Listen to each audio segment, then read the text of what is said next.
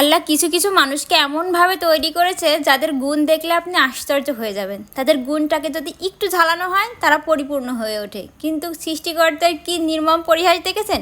গুণ দিয়েছে, অর্থ দিইনি, ঝালানোর ক্ষমতা দিন। আজ আমি যার ছবি আঁকা দেখাচ্ছি এটা হচ্ছে আমার একটা ছোটো ভাই, যে খুব ভালো আর্ট করতে পারে।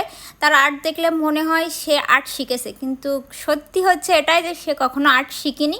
সে যেটা দেখে সেটাই এক কথায় বলা যেতে পারে সে হচ্ছে যেটা পেয়েছে সেটা একদম সৃষ্টিকর্তার কাছ থেকে পেয়েছে। তো এটা আমার দেখে খুব ভালো লাগে। এটা হচ্ছে আমাদের কালীগঞ্জ ফুড কর্নার। ও হচ্ছে ফুড কর্নারের শেফ, খুব ভালো রান্না করতে পারে। ওর অনেক গুণ আছে, খুব ভালো মেহেদি দিতে পারে, খুব ভালো ছবি আঁকতে পারে, খুব ভালো রান্না করতে পারে। ওর নাম শিশির।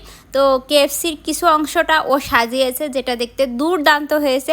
এখানে বাগান বিলাস শিখেছে, যেটা খুবই সুন্দর হয়েছে।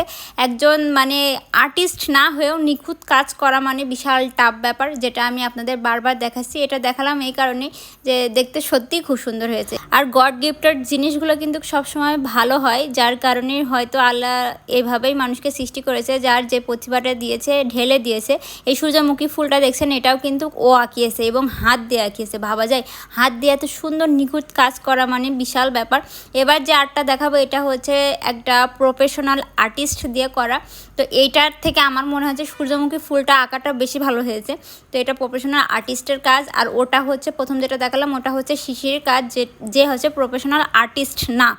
মানে এত সুন্দর কাজ ভাই কেমনে করে আমি মাঝে মাঝে চিন্তা করি। মানুষের ভিতরে এত প্রতিভা আল্লাহ দিয়েছে।